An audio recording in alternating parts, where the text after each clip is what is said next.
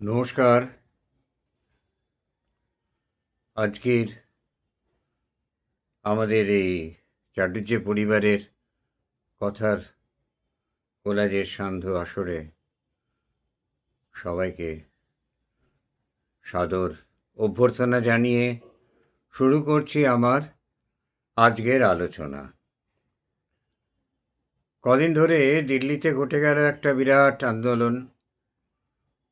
আরশোলা, বাম, আরও বিভিন্ন ধরনের রাজনৈতিক দল সবাই মিলে ধর্মেন্দ্র প্রধানজির অপসারণ চাইলেন। তিনিও পদত্যাগ করলেন। নিট পরীক্ষার প্রশ্নপত্র ফাঁস হয়ে যাওয়ার দায়বদ্ধতা তাঁকে নিতেই হবে, কারণ তিনি ওই শিক্ষা বিভাগের সর্বোচ্চ ব্যক্তিত্ব। বুদ্ধদেববাবু একসময় বলেছিলেন যে প্রয়োজনে পদত্যাগ করার পরাজয় এক জিনিস নয়। সে যাই হোক, ধর্মেন্দ্র প্রধানজি পদত্যাগ করলেন। আমার সেটা নিয়ে কোনো মাথা ব্যথা নেই।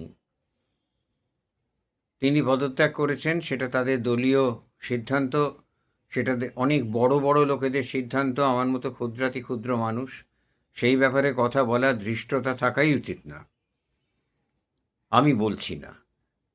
কিন্তু আমার প্রশ্ন হলো, এই আন্দোলনটা তো ছাত্র আন্দোলন ছিল। আমি যতদূর জানি এই আন্দোলনটা ছাত্র আন্দোলন ছিল। কিন্তু এই যে মানুষেরা যারা ওইখানে জমায়েত হয়েছিলেন, তাদের দেখে কি মনে হলো যে এরা সবাই ছাত্র? দেখুন, চেহারা দেখে কিছু বোঝা যায় না, এইসব যুক্তির অবতারণা করে লাভ নেই। দীর্ঘদিন ধরে অধ্যাপনা করেছি, মোটামুটি ছাত্রদের মুখের চেহারাটা চিনি। ছাত্ররা দুষ্টু হতে পারে, অবাধ্য হতে পারে, তাদের মধ্যে একটা বিদ্রোহী ভাব থাকতে পারে যে এইসব কথা মানব না, অনেক কিছু থাকতে পারে, তাদের নিজস্ব রাজনৈতিক ব্যক্তিত্ব থাকতে পারে। কিন্তু দুষ্টুমি আর অসভ্যতা এক জিনিস নয়। দুষ্টু হতেই পারে ছাত্ররা, কিন্তু অসভ্যতা, দেশের কোনো উচ্চ ব্যক্তিত্বের ছবিতে পদাঘাত করা, কোনো মানুষের ছবিতেই করা যায় না, ভিক্ষুকের ছবিতেও না। এই এই সমস্ত নৈতিকতা বোধ এখনকার, জানি না এরা যদি ছাত্র হয় তাহলে ভবিষ্যৎ কিন্তু আমাদের খুব পরিষ্কার নয়। সুলেখা পার্মানেন্ট ব্ল্যাক না হলেও বেশ ভালোই অন্ধকারের ব্যাপার আছে। তো দেখলাম সেটা হচ্ছে যে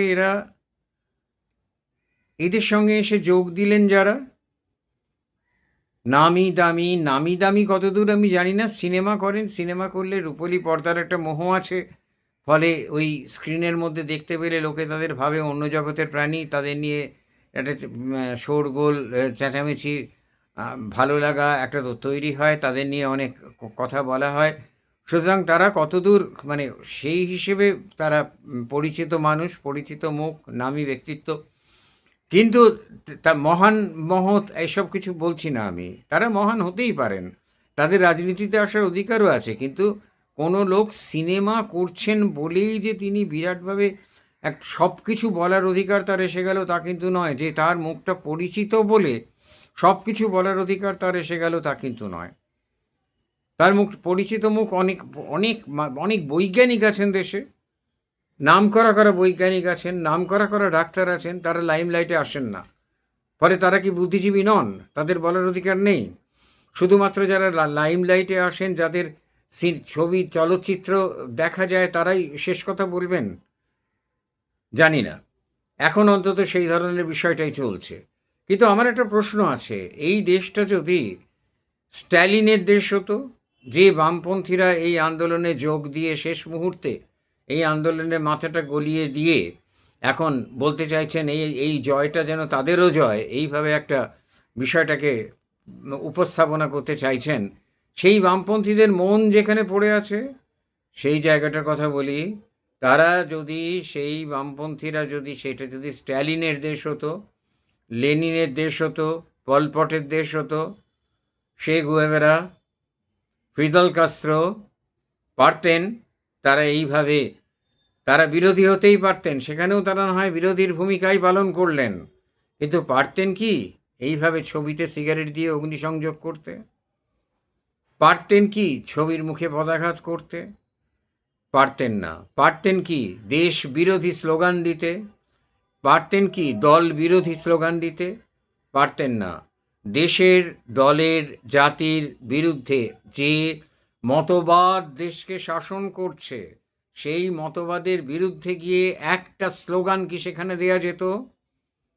যদি তাই দেয়া যেত, তাহলে লক্ষ লক্ষ লোক পলপট শাসনের মৃত্যুর মুখে ঢলে পড়তো না, আলেকজান্ডার সলঝেনিৎসেনকে গুলাগে নির্বাসিত হতে হতো না।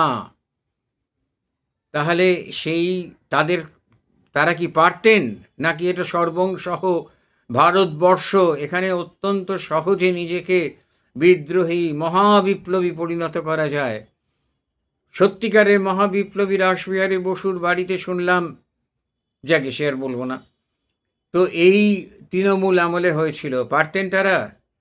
যে সমস্ত সংখ্যালঘু সম্প্রদায়ের মানুষ উপস্থিত ছিলেন এই আন্দোলনে, যাদের স্বাধীনতার আগে 46 থেকে আমরা মাথায় করে রেখেছি, কমরেড নিখিল চক্রবর্তী যাদের ম্যানিফেস্টো লিখতে সাহায্য করেছিলেন মোহাম্মদ আলী জিন্নাহকে, সেই সংখ্যালঘুরা যদি খোমেইনির দেশ হতো, এটা পারতেন রাষ্ট্রপ্রধানের ছবিতে পদাঘাত করার, বা ছবি মারিয়ে দেবার, বা ছবিকে বিকৃত করে দুহাতে দৌড়ে ছবি তুলে তারপর গগলস চশমা গুলিয়ে ফেলার ভান করার?